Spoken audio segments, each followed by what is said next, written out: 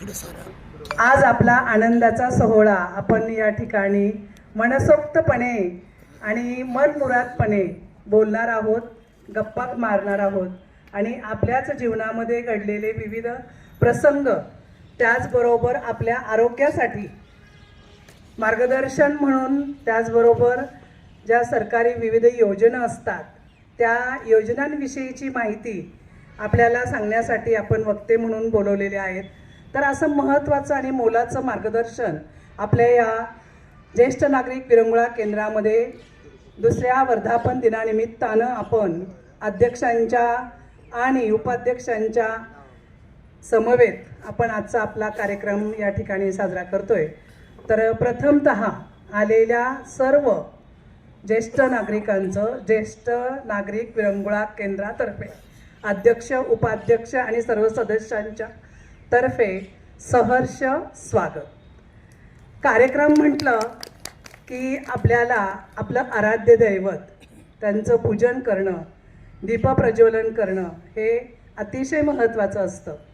तर प्रथमतः आजच्या आपल्या कार्यक्रमाचं अध्यक्षस्थान आणि त्यानंतर दीपप्रज्वलन होईल, पूजन होईल. तर आपल्या आजच्या कार्यक्रमाचं अध्यक्षस्थान सन्माननीय श्री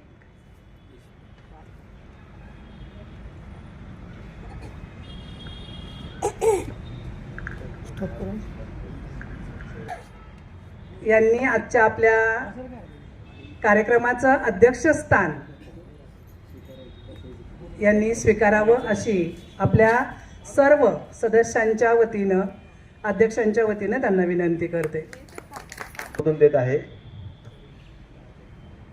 धन्यवाद सर.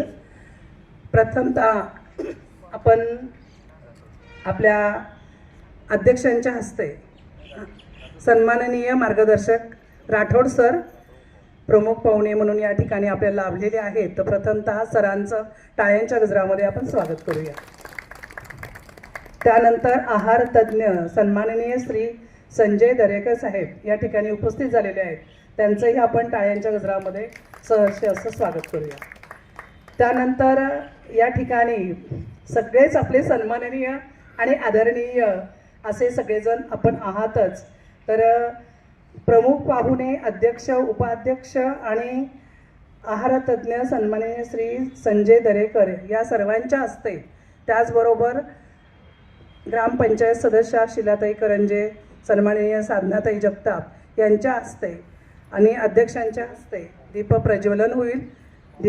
त्यानंतर फोटोचं पूजन होईल. प्रथम गीताताई करंजे पाटील यांनी देखील प्रतिमेचं पूजन करायचं आहे.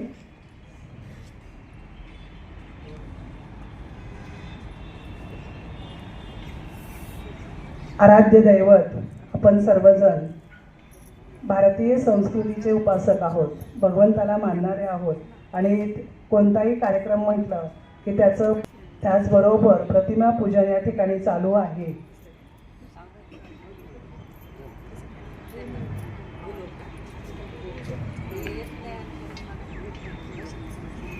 दीपप्रज्वलन पण करायचं आहे लगेच.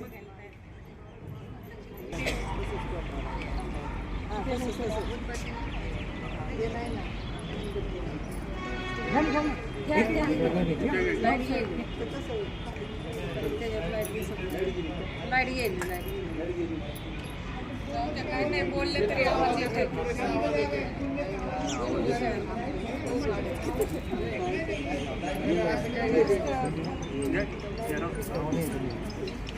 या ठिकाणी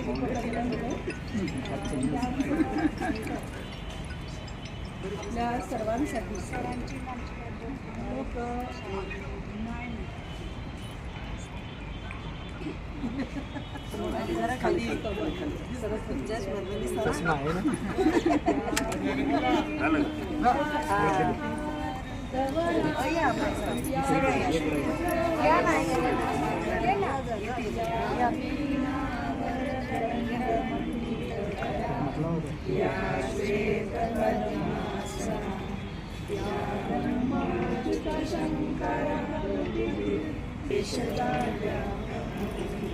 दीपप्रज्वलन आणि प्रतिमा पूजन यांनी झालेलं आहे.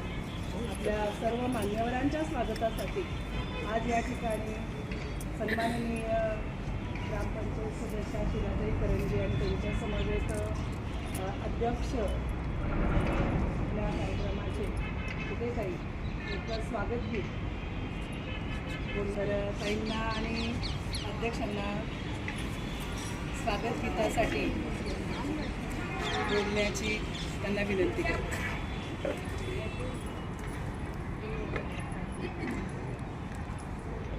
लाईट तिकडे लागली लाईट आहे ना. आणि त्याचबरोबर दीप प्रज्वलन आपल्या सन्माननीय अध्यक्ष आणि इतर मान्यवरांनी केलेलं आहे.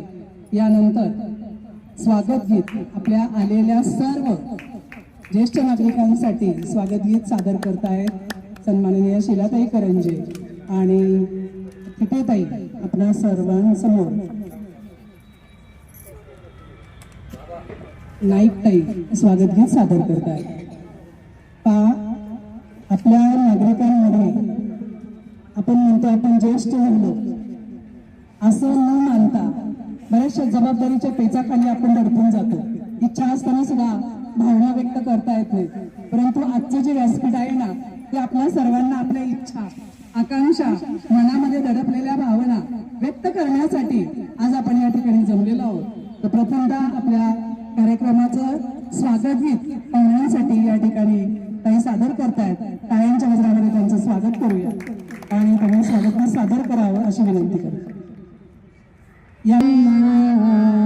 गुरुर विष्णू गुरुर ब्रह्मा गुरुर विष्णू मंत्र आहे हा वेगळा मंत्र आहे हा वेगळा स्वागताचा हा सोहळा स्वागताचा हा सोहळा स्वागताचा हा सोहळा अमृताच्या या क्षणाने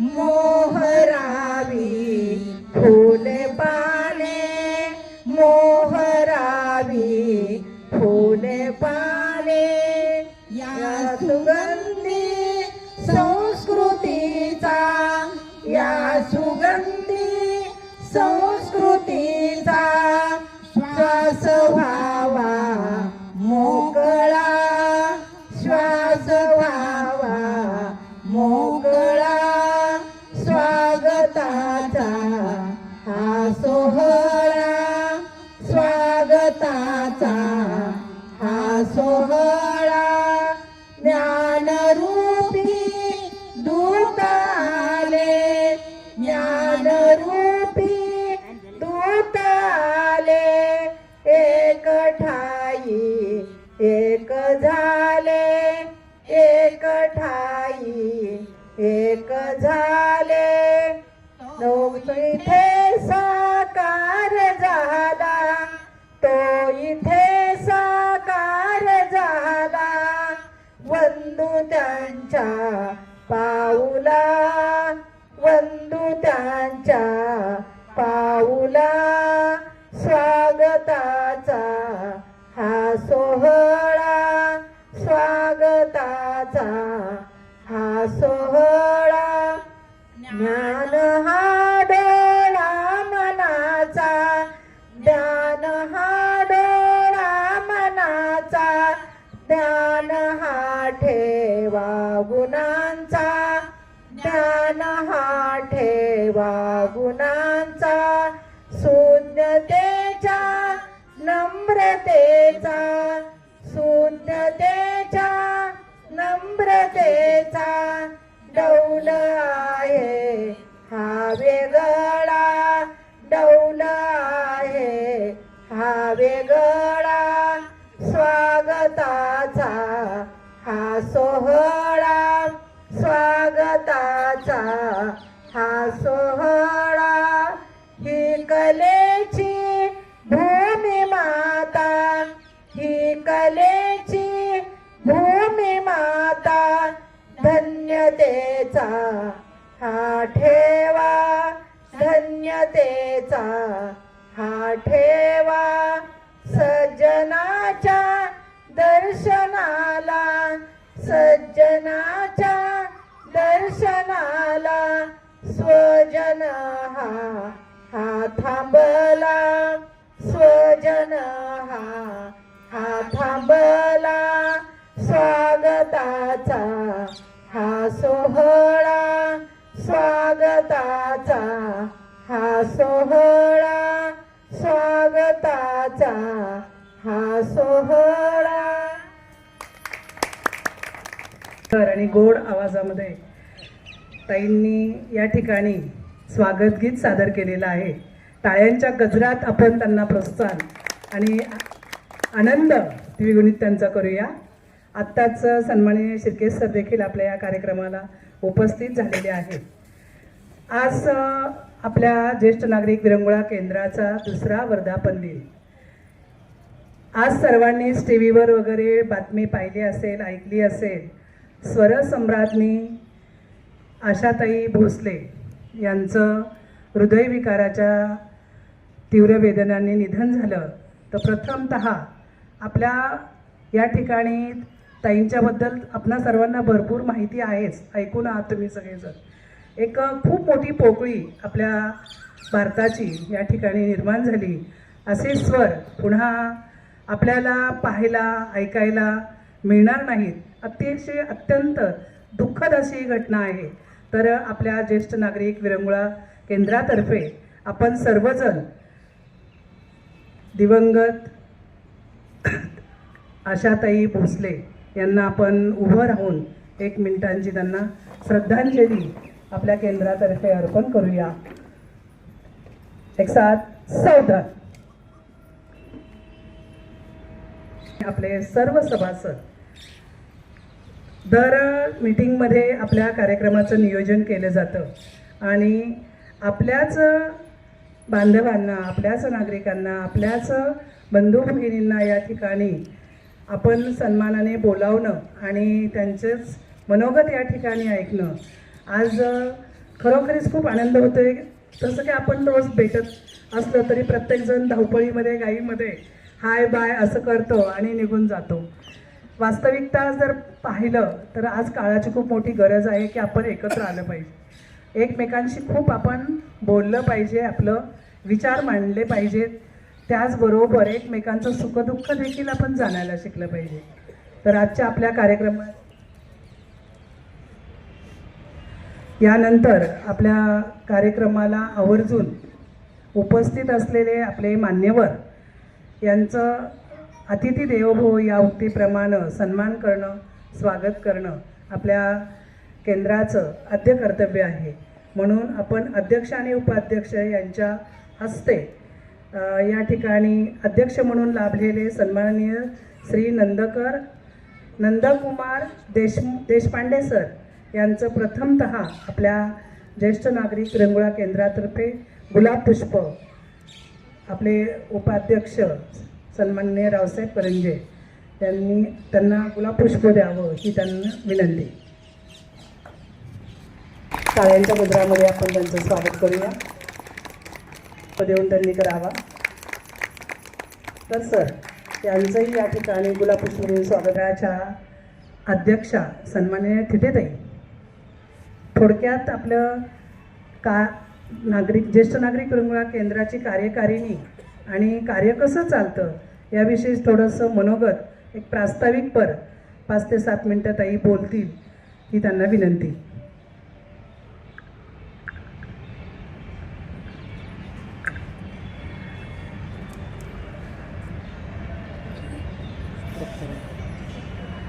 मान्यवर आणि जमलेले ज्येष्ठ विरंगुळा केंद्राचे सर्व बंधू भगिनी, आज आपल्या ज्येष्ठ नागरिक विरंगुळा केंद्र या संस्थेला 2 वर्ष पूर्ण होत आहेत. त्यानिमित्त आज आपण दुसरा वर्धापन दिन या निमित्ताने हा कार्यक्रम आयोजित केलेला आहे. मी अध्यक्ष या नात्याने थोडक्यात प्रास्ताविक करणार आहे. आपण सर्वांनी मिळून वर्षभरात जे कार्यक्रम केले त्याचा एक आढावा सांगणार आहे फक्त. बाकी काय मी फार लांबलचक भाषण करणार नाहीये, मला येत पण नाही एवढं लांबलचक. आपण सुरुवातीला प्रत्येक सण घेऊ, दर वर्षाचे सण. आपण आषाढी एकादशीला दिंडी सोहळा घेतला, त्यानंतर त्यावेळेस आपण खिचडी वाटप केलं, काही सांस्कृतिक कार्यक्रम घेतले आणि भजनाचे याचे कार्यक्रम पण झाले. त्यावेळेस 350 लोक हजर होते. पहिल्यापेक्षाही यावेळी जास्त उपस्थिती होती. आता या आषाढी एकादशीला तर याच्यापेक्षा जास्त उपस्थिती असावी अशी अपेक्षा आहे. त्यानंतर आपण नवरात्रोत्सव साजरा केला. त्यावेळेस पण सटवाई मंदिरात रोज 2 टाइम आरती, आणि आरतीसाठी आपण मान्यवर वगैरे बोलवत होतो. त्याच्यानंतर एक दिवस सवष्ण फराळ वगैरे हा कार्यक्रम महिलांनी सादर केला. रोज भजन होत होतं. ज्याला शक्य आहे ते तिथं आपल्या परीने भक्ती करत होते. जन्माष्टमी साजरी केली, गोकुळाष्टमी. त्यावेळेस सुद्धा आपण श्रीकृष्ण जन्म साजरा केला. त्यावेळेस सर्वांनी अगदी इतका उत्साहाने भाग घेतला आणि मुलांनी पण फार आनंद घेतला. आपण हे सगळं जे करत आहोत ते फक्त आपल्या स्वतःच्या आनंदासाठी आणि जे सांस्कृतिक आहेत ते सण वार ते जपण्यासाठी आपण करत आहोत. दिवाळीत पण आपण वसुबारसेनिमित्त गोपूजन वसुबारसेला केलं. नंतर दीपोत्सव साजरा केला. कोजागिरी पौर्णिमेला पण दीपोत्सव घेतला आणि कोजागिरी पौर्णिमेला आपण मसाला दूध वगैरे तयार केलं होतं. जेवढे लोक उपस्थित होते त्यांनी भरपूर आस्वाद घेतला आणि शक्यतो उपस्थिती असेल तर या सगळ्या गोष्टीचा तुम्हाला आनंद घेता येत जाईल. कार्यक्रम होत असतायत, फक्त उपस्थिती थोडी कमी होती. त्याच्यामुळं प्रत्येकाला तो आनंद मिळणं फार गरजेचं आहे, ही अपेक्षा सगळ्यांचीच आहे. त्यावेळेस मसाला दुधाचा आस्वाद सर्वांनी घेतला. नंतर आपण त्याच वेळी कोजागिरी पौर्णिमेच्या दिवशी सर्व महिला आणि पुरुष थोडक्यात अंताक्षरीचा एक खेळ घेतला. त्याच्यात म्हणजे अक्षरशः सगळ्यांनी इतकं मनापासून भाग घेतला होता. सगळ्या प्रकारची गाणी, म्हणजे कोणतंही असं नाही की इथं भजनच होईल किंवा काय, पिक्चरची गाणी, देवाची गाणी, भक्तिगीतं, भावगीतं या सगळ्यांचा त्याच्यात समावेश होता. आणि अशा काही गोष्टींमुळं काय होतंय की या महिलांमधली किंवा पुरुषांमधली जी सुप्त कला असती ती बाहेर पडती, ती कोणाला माहीत होत नाही. अशा वेळेस ज्यावेळेस कळतं अरे याच्यात हे गुण आहेत पण हे प्रकट करत नाही, मग त्यावेळेस त्यांना आपणच प्रोत्साहन दिलं किंवा आपण होऊन या काही गोष्टी भाग घेतला, रस घेतला तर अजूनही याच्यापेक्षा आपलं मनोरंजन अजूनही चांगलं होईल. नंतर आपण वार्षिक सहल काढली मेयर गार्डन येथे. त्यावेळेस पण सर्वांनी फार म्हणजे अगदी उत्स्फूर्तपणे सहलीचा आनंद घेतला. नंतर मकर संक्रांतीच्या निमित्ताने हळदी कुंकू आणि आशा वर्कर आणि अंगणवाडी सेविका यांचा आपण सन्मान केला. आणि त्यांच्या सन्मान करण्याचा मागचा उद्देश असा होता की ज्या खरंच काम करतायत काही लोक त्यांच्यापर्यंत आपण पोहोचत नाही, म्हणजे अगदी वेगवेगळ्या पद्धतीने काम करतात ते आपल्याला दिसतात, पण ही जी लोक आहे त्यांचा सन्मान करणं फार गरजेचं वाटलं म्हणून आपण तो कार्यक्रम केला. त्यावेळेस त्यांना पण फार आनंद वाटला की आम्हाला सन्मानाला बोलवलं. आपण असेच वरचेवर कार्यक्रम करत राहणार आहे. त्याच्यानंतर शिवजयंतीला शिवजन्म साजरा केला. पाळणा पोवाडे त्यात मुलांनी पण उत्स्फूर्तपणे भाग घेतला आणि मुलांनी सुद्धा अगदी पोवाडे, शिवगर्जना वगैरे सगळं अगदी मनसोक्त त्यांनी आनंद घेतला. तसेच आपण प्रत्येक महिन्याला सर्व सन्माननीय सभासद आपले विरंगुळा केंद्राचे त्यांचा वाढदिवस साजरा करतो. दर महिन्याला ज्यांचा वाढदिवस असतो त्यांचा गुलाब पुष्प देऊन आपण वाढदिवस साजरा करून त्यांना सन्मानित करतो. असे काही छोटे मोठे उपक्रम चालूच असतात आणि ते पण सर्वांच्या सहकार्याने चालतात. अशीच आपली वाटचाल चांगली चालू राहावी अशी अपेक्षा आहे. अजून नवीन नवीन तुम्ही पण कल्पना मांडाव्यात. आपल्याला काय अपेक्षित आहे ते जर आम्हाला कळालं तर आम्ही नक्कीच विचार करू या गोष्टींचा. जय हिंद, जय महाराष्ट्र. थोडक्यात आणि मोलाचं मार्गदर्शन आपण काय करतोय याविषयी आपण माहिती दिली. खरं सांगायचं म्हटलं तर ज्येष्ठ नागरिक विरंगुळा केंद्र त्या नावातच सर्व काही दडलेलं आहे. आपण कुठेतरी आपल्या मनाला रिझवण्यासाठी एकत्र आलं पाहिजे आणि एकत्र येताना वेगवेगळ्या कल्पना, विचार, त्याचबरोबर घडलेले प्रसंग आपण एकमेकांना सांगत असतो आणि एक आनंदाचं साधन मिळवण्याचं महत्त्वाचं कार्य आपल्या या केंद्रामधून घडत असतं. म्हणून विविध सांस्कृतिक कार्यक्रमांची लीला, त्यांची गुंफण आपण या केंद्रामध्ये घेत असतो. आता यानंतर आपल्याच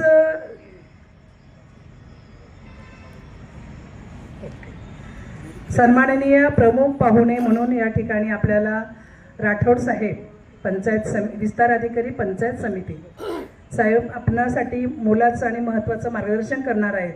तर प्रथमतः आपण त्यांना विनंती करूयात की तुमचे मार्गदर्शन परपोल या ठिकाणी आम्हाला ऐकवावेत. सचिव, उपाध्यक्ष, त्याचप्रमाणे आज या ठिकाणी संपन्न होत असलेल्या आगळ्या वेगळ्या कार्यक्रमाचे प्रमुख पाहुणे देशपांडे सर, त्याचप्रमाणे ज्यांचं या ठिकाणी आहाराविषयी मार्गदर्शन होणार आहे ते सन्मान्य आहार तज्ज्ञ दरेकर सर, उपस्थित सर्वच ज्येष्ठ नागरिक, सर्वच चेहरे ओळखीचे आहेत. प्रथमतः सर्वांना नमस्कार. आपण सर्वांचं या ठिकाणी स्वागतही करतो आणि या कार्यक्रमामध्ये मला सहभागी होण्याबद्दल आपण सर्वांनी संधी दिली त्याबद्दल अध्यक्ष सचिवांचं आणि विशेषतः कोळपकर सरांचं खास करून आभार व्यक्त करतो की त्यांनी 4 दिवसापूर्वीच मला फोन करून या ठिकाणी या कार्यक्रमासाठी आमंत्रित केलेलं होतं. आमंत्रित करण्याची आवश्यकता नाही. मी काही कुठला फारसा म्हणजे असं मार्गदर्शक नाही किंवा काही नाही, परंतु एक आपल्यातलाच घटक आणि समाजासाठी आपण काहीतरी देणं लागतो या भावनेतून मी आज या ठिकाणी आपल्यासमोर उभा आहे. तर मी जे काही 2 शब्द शासनाच्या योजना आपल्यासमोर सांगणार आहे त्याचा उद्देश फक्त ज्येष्ठ नागरिक यांनाच त्या योजनेचा फायदा मिळावा असा नाही, तर आपल्या आजूबाजूला जे वंचित घटक असतात ज्यांना या योजनेची गरज आहे त्याच्यामुळं त्यांना जर फायदा मिळाला त्या योजनाचा तर आपल्याला सुद्धा या कार्यक्रमाचं काहीतरी फलित मिळेल या भावनेतून आपण या सर्व योजनेकडे बघायचं आहे. तर आता शासनाच्या ज्या योजना आहेत त्या भरपूर योजना आहेत. त्यामध्ये ग्रामविकास विभागामध्ये ज्या विभागामध्ये मी काम करतोय, सर्वांना अगोदर माझा परिचय सांगतो. बहुतेक सर्वांना परिचय आहेच. मी या गावामध्ये एक 15-20 वर्षापूर्वी 12 वर्ष ग्रामसेवक, ग्रामविकास अधिकारी म्हणून कामकाज केलेलं आहे. आता मी पंचायत समितीला विस्तार अधिकारी म्हणून कामकाज करतोय. तर ह्या योजना ज्या आहेत त्या भरपूर योजना आहेत. योजना ह्या विभागनिहाय राबविल्या जातात. त्यामध्ये ग्रामविकास विभागाच्या पंचायत समितीमार्फत, जिल्हा परिषद मार्फत योजना राबविल्या जातात आणि महसूल विभागामार्फत ज्या महत्त्वाच्या योजना आहेत ज्येष्ठ नागरिकासाठी किंवा आरोग्य विभागामार्फत ज्या योजना आहेत त्याचप्रमाणे केंद्र शासनाचे जे विभाग आहेत त्यामध्ये पोस्टाच्या योजना असतील किंवा इतर आरोग्याच्या योजना असतील, कृषीच्या योजना असतील, ह्या खास करून प्रामुख्याने राबवल्या जातात. त्यामध्ये आपण प्रथमतः मी काम करत असलेल्या ग्रामपंचायत विभागाच्या, ग्रामविकास विभागाच्या ज्या योजना आहेत त्या योजना, कल्याणकारी योजना कोणत्या आहेत आणि त्यासाठी आपण कुठली कागदपत्र आणि त्याचा लाभ कसा मिळवून घेऊयात याविषयी थोडक्यात या ठिकाणी माहिती देण्याचा प्रयत्न करणार आहे. तर प्रथमतः जी योजना आहे ती ज्येष्ठ नागरिकासाठी आभा कार्डाची, आयुष्यमान भारत कार्ड. आता आपल्याला सर्वांनाच एक 50-55च्या पुढे जर आपण गेलो तर आरोग्याच्या तक्रारी ह्या सर्वांनाच उद्भवतात. त्यामध्ये केंद्र शासनाची अत्यंत महत्त्वाची योजना आहे की आयुष्यमान भारत योजनेचं कार्ड काढल्यानंतर जे कार्ड आपल्याला तर 5 लाख रुपयापर्यंत मोफत उपचार जे आहेत, जे सरकारी रुग्णालय आहेत, महानगरपालिकेचं रुग्णालय असेल किंवा केंद्र शासनाचं कुठलंही रुग्णालय असेल, राज्य शासनाचं रुग्णालय असेल, किंबहुना जे धर्मदाय आयुक्त म्हणून ज्या ठिकाणी त्या रुग्णालयाला, म्हणजे आपल्याकडे बरेचसे KEM आहे, रुबीमध्ये आहे किंवा इतर रुग्णालय आहेत, हे आणखी सर्वसामान्य नागरिकांना माहीत नसतं की त्या ठिकाणी यांना शासनाच्या मार्फत 15% कॉटेज जे आहेत, 15% जे सीट आहेत, ते उदाहरणार्थ 100 रुग्णाला जर वर्षभरात ते लाभ देत असतील तर त्याच्यातले 15 रुग्ण जे आहेत, तर अशा प्रकारचे या माध्यमातून यांना लाभ दिला पाहिजे. तर अशा रुग्णालयामध्ये या ज्येष्ठ नागरिकाला किंवा जे रुग्ण आहेत त्यांना त्या ठिकाणी 5 लाख रुपयापर्यंत जे उपचार आहेत ते मोफत देणं क्रमप्राप्त आहे. अशा प्रकारचं हे आयुष्यमान भारत कार्ड काढल्यानंतर त्या ठिकाणी आपल्याला 5 लाख रुपयापर्यंत जे उपचार आहेत ते मोफत मिळू शकतात. तर आयुष्यमान भारत कार्ड काढण्यासाठी आपल्याला काय करायचं आहे, तर काही करायचं नाही. आता ज्या ठिकाणी अध्यक्षताईने उल्लेख केला की आशाताईच्या मार्फत आपल्या गावात जे आशाताई आहेत किंवा आरोग्य विभागाचे जे कर्मचारी काम करतात त्यांच्याकडे आपलं आधार कार्ड, आपला फोटो आणि त्या ठिकाणी रेशनिंग कार्ड दिल्यानंतर त्या ठिकाणी किंवा आपण कुठल्याही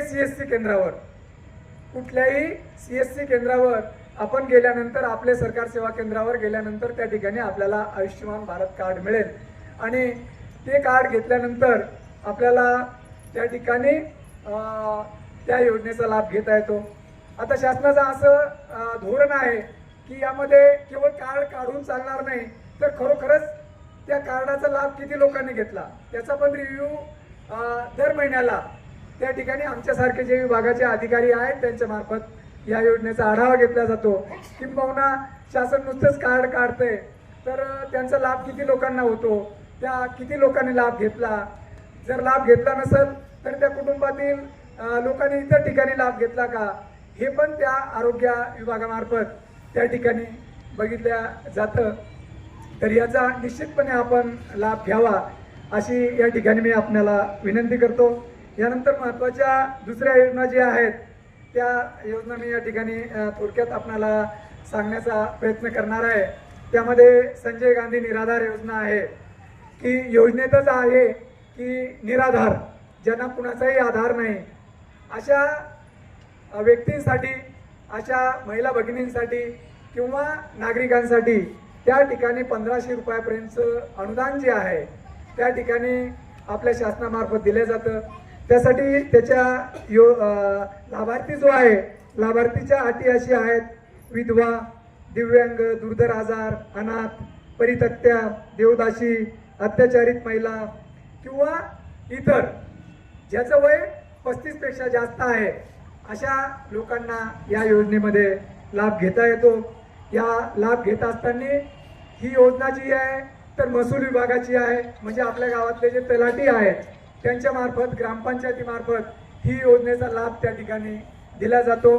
त्या ठिकाणी तुम्ही तुमचं आधार कार्ड असेल, तुमचं रेशनिंग कार्ड असेल, तुमचे 2 फोटो असतील, त्याच्यानंतर सरपंच, ग्रामसेवक यांचा रहिवासी दाखला असेल, तलाठ्याचा रहिवासी दाखला असेल, हे सगळी कागदपत्र घेऊन त्या ठिकाणी त्याचा नमुना आहे विशिष्ट, तो नमुना त्या ठिकाणी भरून दिल्यानंतर तहसीलमध्ये तो त्या योजनेचा फॉर्म भरावा लागतो आणि दर 3 महिन्याला माननीय आमदार महोदय यांच्या अध्यक्षतेखाली या सामाजिक सुरक्षा योजनेच्या ज्या योजना असतात या योजनेची मंजुरी देण्यासाठी बैठक घेतली जाते.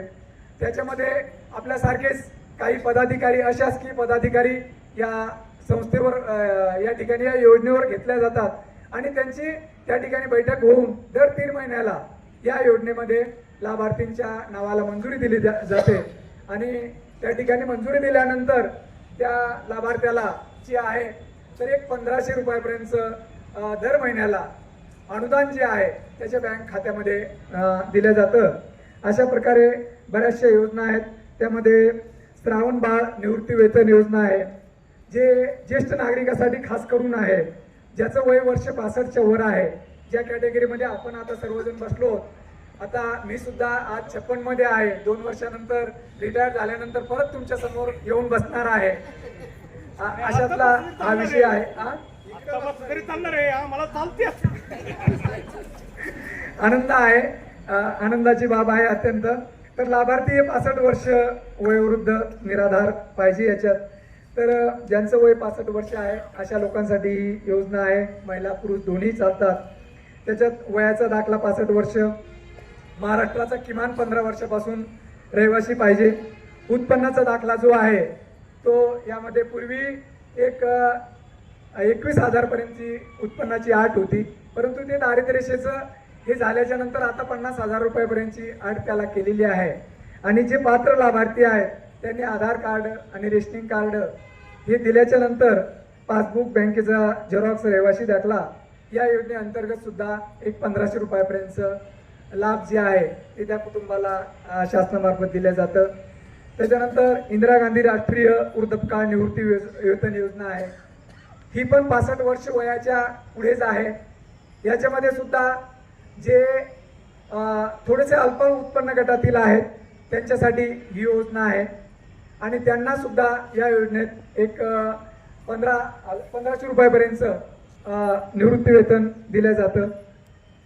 त्याच्यानंतर ज्या विधवा महिला भगिनी आहेत त्यांच्यासाठी इंदिरा गांधी राष्ट्रीय विधवा निवृत्ती वेतन योजना आहे. त्या योजनेमध्ये सुद्धा किमान 40 वर्ष वयापासून एखादी महिला भगिनी जर विधवा झालेली असेल तर त्यांच्यासाठी ही योजना आहे. आणि या योजनेअंतर्गत सुद्धा 1500 रुपये आता जुलै 2023 पासून या सर्व योजना ज्या आहेत, अगोदर 1200 रुपये होतं, कुठल्या योजनेला 1000 रुपये होतं, कुठल्या योजनेला 800 रुपये निवृत्ती वेतन होतं, परंतु जुलै 2023 पासून या सर्व योजनेला सरसकट 1500 रुपये शासनाने त्या ठिकाणी केलेले आहे. तर जे गरजू असतील त्यांनी या योजनेचा निश्चितच लाभ घेतला पाहिजे. आता ह्या योजना ज्या आहेत या योजनेचा लाभ घेण्यासाठी आपण सर्वांनी गावचे तलाठी असतील, ग्रामसेवक असतील, गावचे सरपंच असतील किंवा इतर जे आपल्यासारखे स्वयंसेवक असतील यांच्या माध्यमातून त्या ठिकाणी आपण फॉर्म भरून द्यायचा आहे. हा फॉर्म भरून देत असताना आता बहुतांश योजना या ऑनलाईन झालेल्या आहेत. आपले सरकार सेवा केंद्र जे आहे, आपले सरकार सेवा केंद्रावर जरी तुम्ही गेलात आणि मी या योजनेचा असा पात्र लाभार्थी आहे आणि माझे हे कागदपत्र आहे, तर त्या ठिकाणी तुम्ही जरी फॉर्म भरला तरी त्या योजनेसाठी तालुका स्तरीय जी समिती आहे, छाननी समिती, जी माननीय आमदार महोदयाच्या अध्यक्षतेखाली असते आणि त्या समितीचे सचिव तालुक्याचे तहसीलदार असतात, एक नायब तहसीलदार या योजनेसाठी खास डेप्यूट केलेले असतात. आपल्या तालुक्याला खरमाटे मॅडम म्हणून आहेत नायब तहसीलदार. अत्यंत चांगल्या पद्धतीनं जास्तीत जास्त गरजू लाभार्थींना या योजनेचा लाभ दिला पाहिजे अशा पद्धतीनं त्या ठिकाणी बघितलं जातं. आपण जर कोणी पात्र लाभार्थी आणलेत किंवा त्यांना लाभ देण्यासाठी जर खरोखर ते पात्र असतील तर त्यांच्यासाठी आपण निश्चितच प्रयत्न करूयात. जरूर या योजनेचा लाभ घ्यावा. शासनाच्या योजना आहेत आणि गरजूपर्यंत या योजना पोहोचाव्यात असं या निमित्तानं मी आपणाला आवाहन करेन. यानंतर या सर्व योजनेचा जो लाभ आहे तो 1500 रुपयापर्यंतचा लाभ आहे. त्याच्यानंतर राष्ट्रीय कुटुंब लाभ योजना आहे, ज्या योजनेअंतर्गत ही पण केंद्र शासनाची योजना आहे. एखाद्या कुटुंबात जर कर्त्या पुरुषाचा मृत्यू झालेला असेल तर त्याच्यासाठी एक रकमी त्या कुटुंबाला एक थोडासा लाभ म्हणून किंवा एक प्रोत्साहन म्हणून 20,000 रुपयापर्यंतचं अनुदान त्या ठिकाणी या योजनेमधून देण्यात येतं.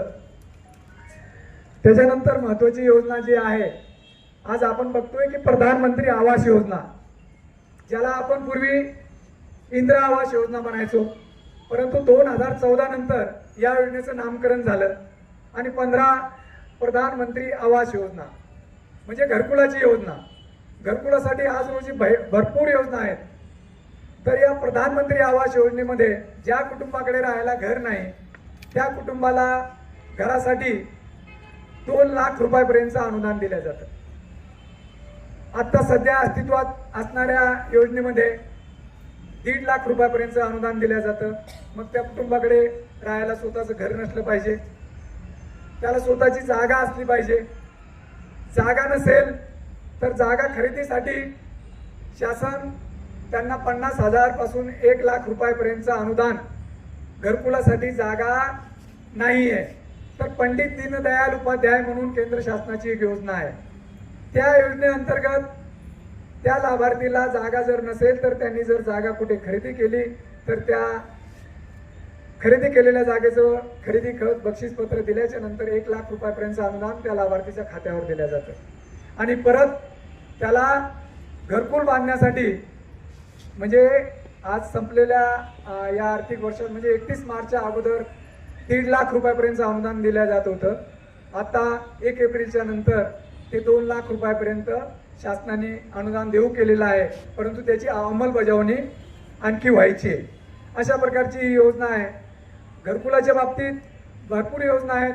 मग त्यामध्ये शबरी आवास योजना असेल, जे आमचे थोडंसं आदिवासी बांधव असतात, जे भिल्ल किंवा इतर समाजातले असतात, त्यांच्यासाठी शबरी योजना आहे. त्या योजनेसुद्धा 1.5 लाख रुपयापर्यंत योजना दिल्या जातं. त्याच्यानंतर जे आज समाजाच्या आपल्या मूलभूत सुविधापासून वंचित आहेत, पारधी बांधव, त्यांच्यासाठी पारधी आवास योजना आहे. पारधी आवास योजना आहे, त्यांना सुद्धा या योजनेअंतर्गत घरकुलासाठी जागा घेण्यासाठी आणि घरकुल बांधण्यासाठी किंबहुना त्यांना जर जागा कुठे घेणं शक्य नसेल तर शासनाकडे आपल्या गावात गायरान नाही आहे, परंतु ज्या गावात गायरान उपलब्ध आहे, सरकारी जागा उपलब्ध आहे, त्यांच्यासाठी घरकुल बांधण्यासाठी जागा पण उपलब्ध करून दिल्या जाते. जर समूहाने ते लोक राहत असतील 10, 12, 15 तर त्या ठिकाणी त्यांची कॉलनी पण केल्या जाते. आपल्या तालुक्यामध्ये भरपूर ठिकाणी आम्ही अशा कॉलन्या केलेल्या आहेत. टाकयाजी असेल, तिकडे अहमदाबाद असेल, तिकडे मांडवगण फराडा असेल, बाबुलसर असेल. तर सांगायचा मुद्दा एवढाच आहे की शासन ज्यांना गरज आहे, ज्यांना आजही राहायला निवारा नाही आहे, त्याच्यासाठी या योजनेमधून लाभ देण्याचा प्रयत्न करते. रमाई आवास योजना असेल, प्रधानमंत्री आवास योजना असेल. तर प्रधानमंत्री आवास योजनेमध्ये एक सांगायचा मुद्दा राहिला, हा मी ग्रामीणचा विषय, ग्रामीणमध्ये आपण काम करतोय, तर शहरी प्रधानमंत्री आवास योजना सुद्धा आहे, जी PMRDAच्या मार्फत राबवल्या जाते. PMRDA आपण आता बहुसंख्य लोकांना माहीत आहे की PMRDA ही विशिष्ट भाग जो आहे त्या भागासाठी काम करते. त्याच्यामध्ये 3 लाख रुपयापर्यंतचं अनुदान जे आहे त्या या योजनेअंतर्गत त्या ठिकाणी तुम्ही फ्लॅट जरी घेतला किंवा घर जरी बांधलं तरी 3 लाख रुपयापर्यंतचं अनुदान. तुम्ही एक 12 लाखाचा फ्लॅट घेतला तर 3 लाख रुपये त्या ठिकाणी सबसिडीच्या माध्यमातून तुम्हाला त्या कुटुंबाकडे, जर अगोदरचा फ्लॅट नसेल, घर नसेल, तर PMRDAच्या माध्यमातून सुद्धा प्रधानमंत्री आवास योजनेअंतर्गत लाभ दिला जातं. त्याच्यानंतर रमाई आवास योजना आहे. अनुसूचित जाती जमाती नवबौद्ध घटकासाठी ही योजना आहे. त्यांच्यासाठी सुद्धा या योजनेअंतर्गत 1.5 लाख रुपयापर्यंतचा चालू लाभ जो आहे तो या ठिकाणी देण्यात येतो. त्याच्यानंतर शबरी आवास योजना, आदिवासी आवास योजना, यशवंत घरकुल योजना. यशवंत घरकुल योजना ही आपल्या जिल्हा परिषदेनं राबवलेली एक अत्यंत महत्त्वाकांक्षी योजना आहे, जे आपल्याला निसर्गाने काही बांधवांना आपल्यासारखं अवय किंवा एका गोष्टीत कुठेतरी कमतरता आलेली असते, त्यांना आपण दिव्यांग म्हणतो. त्या दिव्यांग बांधवासाठी सुद्धा जिल्हा परिषदच्या माध्यमातून आवास योजना आहे. आणि त्यांच्यासाठी महत्त्वाचं म्हणजे जसं ग्रामपंचायतचं आर्थिक बजेट असतं, ग्रामपंचायतला जे वर्षाला मिळणारं अनुदान असतं त्याच्यातलं 5% दिव्यांगासाठी निधी हा खर्च करायचा असतो. तर त्याच पद्धतीनं जिल्हा परिषदेने या दिव्यांग निधीमधून यांच्यासाठी घरकुल योजना, त्याचप्रमाणे त्यांना मासिक लाभाची योजना, त्या ठिकाणी प्रोत्साहनपर अनुदान त्या योजनेच्या माध्यमातून 2,000 रुपयापर्यंत, 1,500 रुपयापर्यंत ज्या ग्रामपंचायत, ज्या जिल्हा परिषदला जसं आर्थिक बजेट असत त्या पद्धतीनं यामध्ये प्रोत्साहन अनुदान दिलं जातं.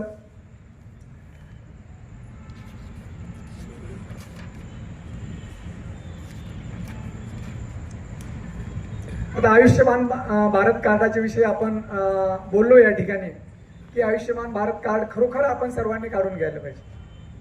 आयुष्यमान भारत कार्ड जर काढलं आपण तर त्या ठिकाणी 5 लाख रुपयापर्यंतचे उपचार जे आहेत ते चांगल्या दवाखान्यात आपल्याला उपचार करून घेता येतील आणि बऱ्याचशा गोष्टी त्या माध्यमातून आपल्या आरोग्याच्या ज्या गरजा आहेत त्या निश्चितच पूर्ण होतील. त्याचप्रमाणे महात्मा फुले जन आरोग्य योजना ही पण त्याला संलग्नच एक योजना आहे. त्या माध्यमातून 2.5 लाखापर्यंतचं जे उपचार आहेत ते सरकारी दवाखाने असतील, महानगरपालिकेचे दवाखाने असतील, त्या ठिकाणी आपल्याला लाभ घेता येतो. आता मुख्यमंत्री सहाय्यता निधी आपण सर्वांना माहीत आहे की आपला एखादा अपघात झाला किंवा एखाद्या गोष्टीची एखाद्या नातेवाईकाचा अपघात झाला, एखादा व्यक्ती फार दुर्धर आजाराने पीडित असेल तर त्यांना मुख्यमंत्री सहायता निधीमधून योग्य अशी मदत त्या ठिकाणी दिली जाते. त्या ठिकाणी मुख्यमंत्र्यांचे सचिव सन्मान्य अशोक चिवटे साहेब या सगळ्या योजनेचं महाराष्ट्रभर त्या ठिकाणी नियोजन करतात. आपण त्या ठिकाणी फक्त आपली प्रतिसाद देण्याची गरज आहे. आपण जर त्या ठिकाणी संपर्क साधला तर निश्चित या योजनेत जे गरजू लाभार्थी आहेत त्यांना या मुख्यमंत्री सहायता निधीमधून 100% लाभ मिळला जातो आणि आम्ही बऱ्याचशा लाभार्थींना या योजनेत लाभ मिळवून दिलेला आहे. खरोखर जे गरजू आहेत ज्यांना गरज आहे, खरोखरच आज दुर्धर आजाराने पीडित आहेत आणि त्या कुटुंबाकडे पैसा नाहीये तर मुख्यमंत्री सहायता निधीमधून या व्यक्तीला त्या ठिकाणी लाभ दिला जातो. त्या योजनेचा लाभ घेत असताना मग त्या व्यक्तीला कुठला आजार आहे, तो कुठे ऍडमिट आहे, कुठल्या आजारावर ऑपरेशन करायचं, या संबंधी जे काही तुमचे मेडिकल रिपोर्ट आहेत, जे डॉक्टराचे सर्टिफिकेट आहेत त्या ठिकाणी सादर केल्यानंतर निश्चित या योजनेचा लाभ आपल्याला मिळतो. आता बहुसंख्य आपण शेतकरी कुटुंबातील आहोत. आज जरी शिक्रापूरची नागरीकरणाकडे वाटचाल चालू असली तरी पण एक 15-20 वर्षापूर्वीचं शिक्रापूर हे शेतीनिष्ठच गाव होतं. आज जरी या ठिकाणी हँगिंग पॉप्युलेशन प्रमाणे आपल्याला सिमेंट कॉन्क्रीटच्या बिल्डिंगा दिसत असल्या तरी पण आपला मूळ गाभा जो आहे तो शेतीशी निगडीतच आहे. त्या अनुषंगाने शेतकऱ्यासाठी सुद्धा शासनाच्या भरपूर अशा योजना आहेत.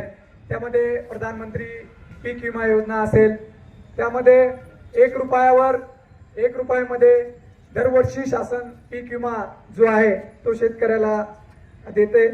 त्याचप्रमाणे स्वर्गीय लोकनेते महाराष्ट्राचे माजी उपमुख्यमंत्री गोपीनाथराव मुंडे यांच्या नावाने एक शेतकरी योजना आहे, अपघात विमा योजना. एखाद्या कुटुंबात जर त्या ठिकाणी शेतकरी ज्याच्या नावावर 7/12 आहे अशा शेतकऱ्याचा मृत्यू झाला तर त्याच्यासाठी 1 रकमी 2 लाख रुपयाची योजना जी आहे ती या माध्यमातून त्या शेतकऱ्याला, त्या कुटुंबाला त्याच्या मृत्यूपश्चात नैसर्गिक मृत्यू झालेला असेल किंवा अपघाती मृत्यू झालेला असेल, त्यामध्ये सर्पदंश असेल किंवा विजेचा करंट लागून असेल किंवा इतर पाण्यात पडून असेल किंवा इतर कुठल्याही घटनेमुळे जर मृत्यू झालेला असेल तर त्या ठिकाणी त्या कुटुंबाला लाभ देण्यासाठी शासन 2 लाख रुपयापर्यंतची तरतूद केलेली आहे. निश्चितच या योजनेचा जर असे पात्र कुटुंब असतील तर त्यांनी लाभ घ्यावा. अशा भरपूर योजना आहेत. आता महत्त्वाची योजना एक आपल्या शेतकरी बांधवाच्या निगडीत जी आहे ती महात्मा गांधी राष्ट्रीय ग्रामीण रोजगार हमी योजना, जे की आता मध्यंतरी आपण सर्व मीडियाशी कनेक्टेड असतो, त्याच्यामुळं त्या योजनेचं महात्मा गांधी राष्ट्रीय ग्रामीण रोजगार हमी योजना होती, ज्या योजनेचं नामकरण झालेलं आता जी रामजी अशी योजना ती आलेली आहे. परंतु आज रोजी समाज मनात किंवा सर्वसामान्य लोकांची प्रवाहित आहे ती महाराष्ट्र ग्रामीण रोजगार हमी योजना म्हणूनच आहे.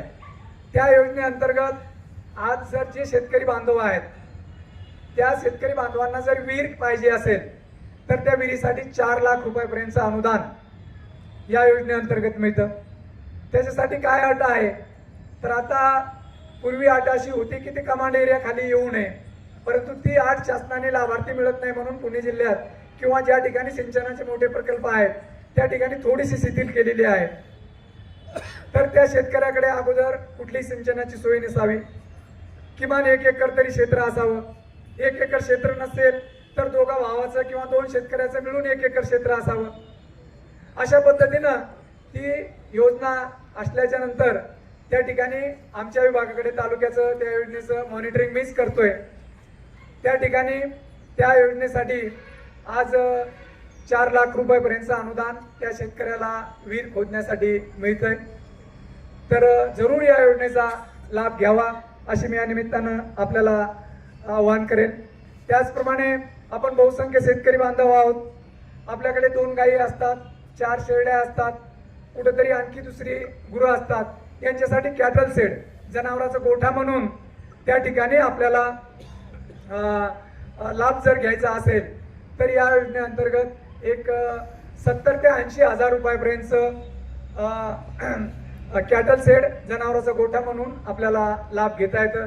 या योजनेसाठी सुद्धा फारशा अटी नाही आहेत. योजनेला काय कागदपत्र लागतात ते तुमचा 7/12, तुमचं आधार कार्ड, बँकेचं पासबुक आणि याच्यासाठी जॉब कार्ड महत्वाचं असतं.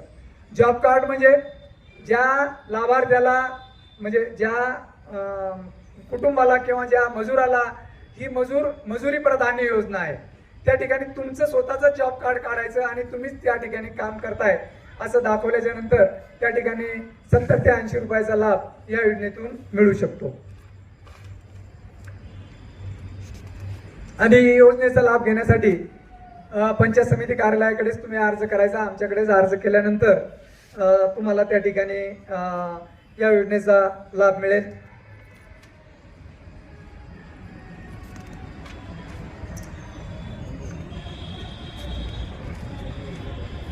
आता महत्वाच्या ज्या योजना आहेत त्या मी या ठिकाणी सांगण्याचा तुम्हाला प्रयत्न केलेला आहे.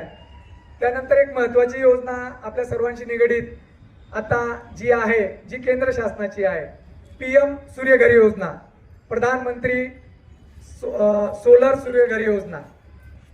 तर ही योजना अत्यंत गरजेची आहे आणि देशाच्या दृष्टीनं किंवा आज रोजी जो काही लाईटचा आपलं सर्वसामान्य ज्या ठिकाणी लाईटचा जास्त वापर होतो त्या ठिकाणी अत्यंत काळाची गरज आहे. आपल्याला निसर्गाने देणगी दिलेली आहे. भारत देशामध्ये जे सूर्यापासून मिळणारी एनर्जी आहे ती अत्यंत जास्त प्रमाणात आहे आणि आपण जर त्याचा वापर केला तर MSCBच्या लाईटचा जो काही प्रश्न आहे तो सॉल्व्ह व्हायला फारसा वेळ लागणार नाही. तर याच्यासाठी काय करायचंय, PM सूर्यघर योजनेमध्ये प्रत्येक कुटुंब ज्या कुटुंबाच्या नावावर लाईट बिल आहे, घराचा उतारा आहे, अशा लाभार्थींनी त्या ठिकाणी 3 kV पासून 5 kV पर्यंत जर आपण बऱ्याचशा आता बसवलेला असणार आहे, बऱ्याचशा लोकांना माहीत पण आहे ते, तर 70 ते 80 हजार रुपयापर्यंतची सबसिडी त्या ठिकाणी मिळते आणि एक 70 ते 80 हजार रुपये परत आपल्याला घरून घालावे लागतात. अशा पद्धतीनं त्या ठिकाणी ऑनलाईन अर्ज केल्यानंतर ही लगेच मंजुरी मिळते. तर जास्तीत जास्त लाभार्थ्यांनी, कुटुंबांनी या योजनेचा लाभ घ्यावा. त्या ठिकाणी या योजनेवर केंद्र शासनाने मोठ्या प्रमाणावर निधी टाकलेला आहे. जेवढे अर्ज येतील तेवढ्या अर्जांना मंजुरी देण्याचं त्या ठिकाणी शासनामार्फत याचं नियोजन आहे. तर जास्तीत जास्त PM सूर्यघर योजनेचा लाभ आपण घ्यावा असं या निमित्तानं मी आपल्याला आवाहन करू इच्छितो. मी ज्या शासनाच्या प्रचलित योजना आहेत त्या सांगण्याचा आपल्याला या ठिकाणी प्रयत्न केलेला आहे. दुसरा एक महत्वाची योजना पोस्टाची योजना आहे. आता बहुसंख्य जे ज्येष्ठ नागरिक असतात त्यांना आयुष्याच्या उत्तरार्धामध्ये आपली जी जमापुंजी आहे, जी आपल्याकडे रक्कम आहे ती सुरक्षित राहावी अशी एक संकल्पना असते आणि ती संकल्पना वावगी नाही आहे. कारण आजचं जे नागरीकरण चाललंय किंवा ज्या कडे नवीन तरुण पिढी चालली आहे त्याच्याकडे जर आपण बघितलं तर आपली जमापुंजी आपण सुरक्षित ठेवली पाहिजे. यासाठी शासनाने महत्वाच्या पोस्टाच्या योजना केलेल्या आहेत, राष्ट्रीयकृत बँकाच्या योजना आहेत. त्यामध्ये तुम्ही त्या योजनेमध्ये जर बचत केली तर त्या ठिकाणी 8.2 पासून 8.5% पर्यंत तुम्हाला वार्षिक व्याज मिळतं आणि जास्तीत जास्त रक्कम तुम्ही जर दोघं पती पत्नी असाल तर एकेकाच्या नावावर 30-30 लाख असे 60 लाख रुपयापर्यंत तुम्ही त्यामध्ये बचत करू शकता, सेव्हिंग करू शकता. मग त्यामध्ये तुम्हाला तुमच्या गरजेप्रमाणे जर वार्षिक त्याचं व्याज घ्यायचं असेल 8.5% तो वार्षिक मिळेल, तिमाही घ्यायचा असेल तर तिमाही मिळेल, सहामाही घ्यायचा असेल तर सहामाही व्याज मिळेल. अशा प्रकारची बचत योजना आहे केंद्र शासनाची. याचा निश्चितच आपण सर्वांनी लाभ घ्यावा अशी या ठिकाणी आपणास विनंती करतो. शासनाच्या ज्या काही महत्त्वाच्या योजना आहेत त्या महत्त्वाच्या योजना मी आपणास या ठिकाणी सांगण्याचा प्रयत्न केलेला आहे. या ठिकाणी सौर सूर्य घरी योजनेबरोबरच कुसुम सोलर पंप योजना शेतकरी बांधव जे आहेत त्यांच्यासाठी एक 10 ते 20 हजार रुपये भरल्यानंतर त्या ठिकाणी 3 HP पासून 5 HPचा पंप आपल्या स्वतःच्या विहिरीवर सुद्धा त्या ठिकाणी मिळतोय. त्या ठिकाणी तुमचं अगोदर MSCBचं कनेक्शन मात्र असणं गरजेचं आहे आणि विहिरीची नोंद तुमचा 7/12 हा ठिकाणी असल्यानंतर त्या योजनेचं सुद्धा तुम्ही ऑनलाईनच फॉर्म भरायचे आणि त्यामध्ये सुद्धा त्या ठिकाणी 5 HP तुमच्या क्षेत्रानुसार 3 HP 5 HP जशी तुम्ही मागणी कराल. तुम्ही जर 3 HPची मागणी केलेली असेल तर त्या ठिकाणी 3 HPचा सौर पंप तुम्हाला मिळेल, 5 HPचा सौर पंप मिळेल. अशा प्रकारच्या भरपूर योजना आहेत. एक महत्वाची योजना या ठिकाणी आठवली मला आता की महिला बालकल्याण महिला बालकल्याणची योजना आहे. महिला बालकल्याण खात्याची योजना आहे बाल संगोपन योजना म्हणून. ज्यांचे पालक दिव्यांग आहेत किंवा मुलं मतिमंद आहेत किंवा एखाद्या कुटुंबातील मुलांना सोडून आई वडील गेलेले आहेत, मृत्यू झालेला आहे दोघांपैकी एकाचा, निराधार बालक आहेत, तर अशासाठी शासनाची बाल संगोपन योजना आहे महिला बालकल्याण योजनेची. त्याच्यामध्ये 2200 रुपयापर्यंत मासिक 2200 रुपयापर्यंत 2200 रुपये त्या ठिकाणी त्या मुलांच्या शिक्षणासाठी बाल संगोपनासाठी वयाच्या 18 वर्षापर्यंत शासनामार्फत दिल्या जातं. आता परवाच आपल्या शिक्रापूरमधले 2-4 माझ्या मते 5 लाभार्थी होते. 5 लाभार्थी आणि शिरूर तालुक्यातले जवळपास 200 ते 300 लाभार्थ्यांना आम्ही त्या ठिकाणी महिला बालकल्याण खात्यामार्फत लाभ दिलेला आहे. तर ह्या योजना सांगण्याचा उद्देश एवढाच आहे की आपल्या आजूबाजूला जर कोणी राहत असेल, कोणी आपल्या लक्षात आलं तर ही शासनाची अशी योजना आहे. जे दिव्यांग बांधव आहेत, ज्यांचे मुलं मतिमंद आहेत किंवा आई वडील दोघं जर दिव्यांग असतील तर त्यांच्यासाठी हे पात्र आहेत आणि त्यांना 2200 रुपयापर्यंतचा लाभ या योजनेत मिळतो. तर परवा 150 लाभार्थ्यांना शिरूर तालुक्यातील 150 लाभार्थ्यांना त्या ठिकाणी महिला बाल कल्याणची समिती असते. ती समिती त्या लाभार्थ्याला आतापर्यंत असा विषय होता की पुण्याला जावं लागायचं. मग ते बरेचसे लाभार्थी म्हणायचे मुलगा दिव्यांग आहे किंवा घरचे आई वडील दिव्यांग आहेत, त्या ठिकाणी ते जाऊ शकत नाही, त्याच्यामुळे लाभ घेऊ शकायचे नाही. परंतु आम्ही आणि आमचे गट विकास अधिकारी महेशजी डोके यांच्या टीमने आम्ही असं ठरवलं की ती जी समिती आहे त्या समितीला शिरूरला आपण बोलूयात. त्यांना समितीला शिरूरला बोलवलं प्रथमच शिरूर तालुक्याच्या इतिहासामध्ये आणि सर्व लाभार्थी त्या ठिकाणी बोलवले. एक पेंडावल टाकला आणि त्या ठिकाणी सर्व लाभार्थ्यांना बोलून जवळपास 300 लाभार्थ्यांना त्या ठिकाणी परवाच मागच्या आठवड्यातच आपण लाभ दिलेला आहे. जर कोणी लाभार्थी असतील तर निश्चितच आपण या योजनेचा लाभ घ्यावा. फार अत्यंत चांगली योजना आहे.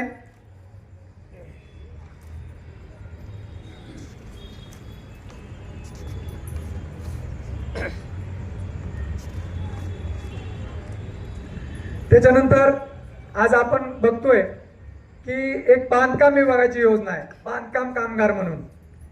आज आपल्या शिक्रापूरमध्ये पण बऱ्याचशा ठिकाणी तुम्ही बघत असाल की आता थोडंसं शोकांतिका होईल ती सांगितली तर मी गाडी घेऊन जातो तिथे फोर व्हीलर आणि तिथून बांधकाम कामगारासाठी जे भांडे असतात ते भांडे घेऊन येतोय.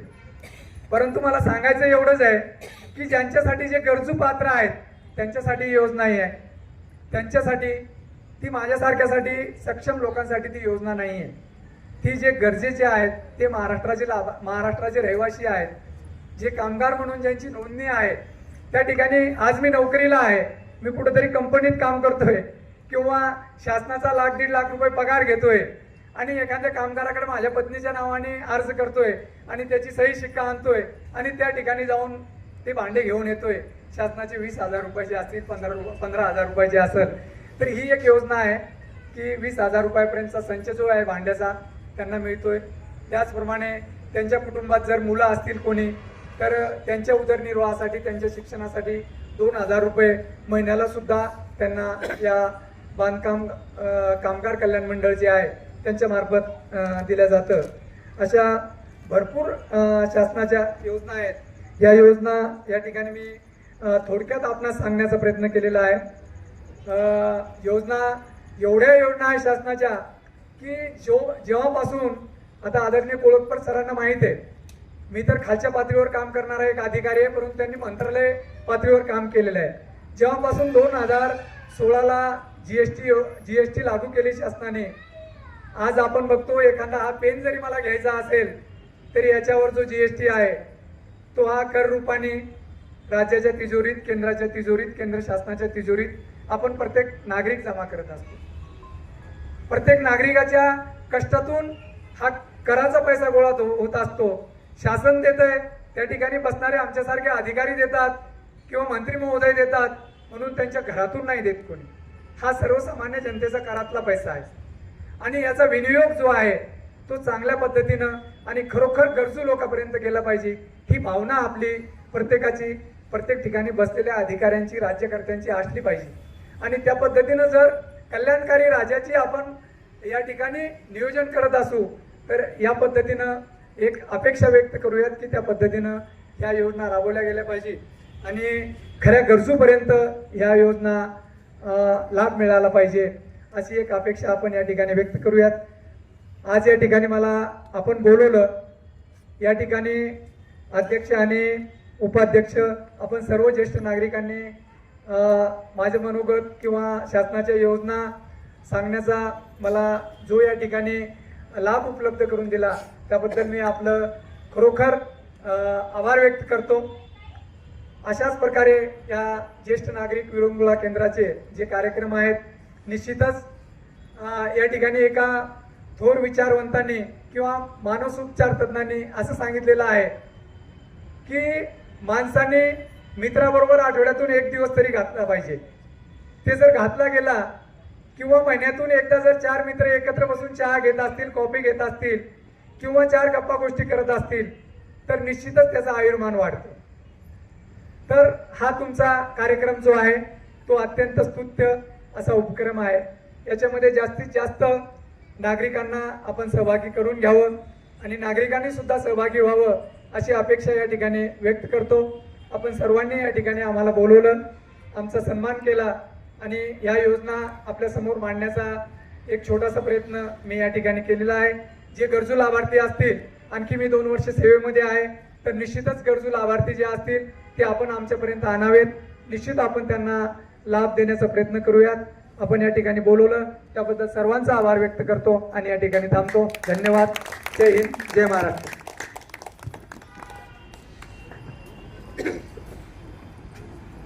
पंचायत समिती शिरूर सन्माननीय राठोड साहेब यांनी खरोखरीच आपणाला अत्यंत उत्स्फूर्तपणे ज्या योजना केंद्राच्या आणि राज्याच्या विविध योजनांविषयी माहिती अतिशय कशी आपल्याला समजेल थोडक्यात मोलाचं मार्गदर्शन सरांनी केलेलं आहे. तर ज्येष्ठ नागरिक विरंगुळा केंद्रातर्फे सरांचं खूप खूप धन्यवाद.